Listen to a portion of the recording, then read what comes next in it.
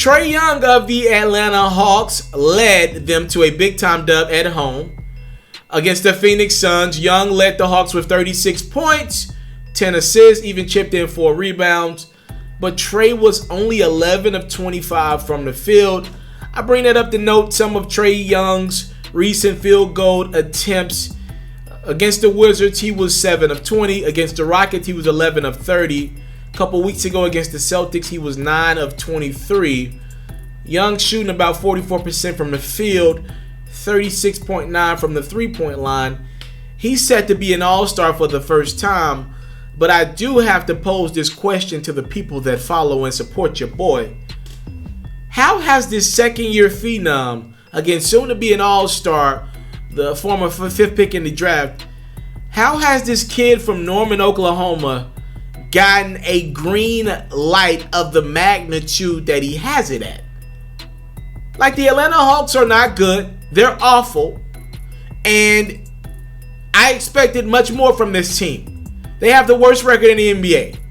I expected the Atlanta Hawks to compete for an 8th or 7th seed in a very woeful Eastern Conference. Don't let them stand and fool you. The East is still bad. I expected the Hawks to compete more. That has not been the case. And I really like Trae Young. I vouch for Trae Young. But I have to just put up a caution flag real quick.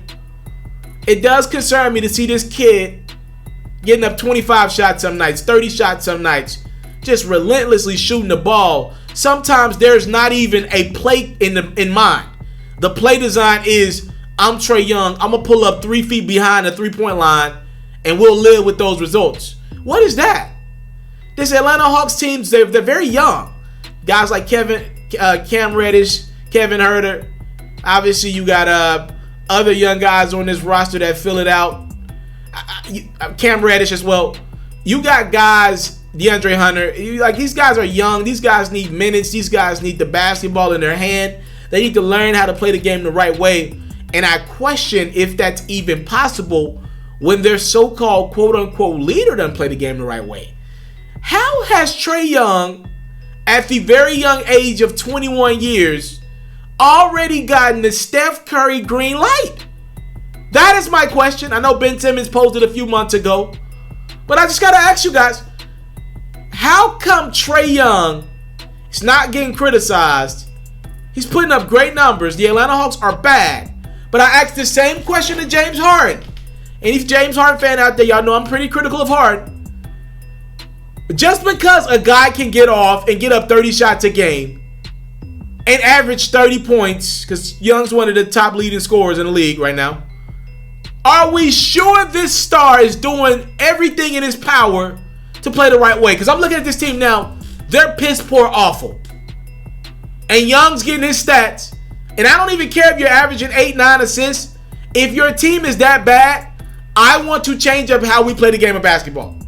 I don't want to be on a team where I sit around and watch a guy get up 30 shots. Now, it looks like the Rockets are comfortable with that.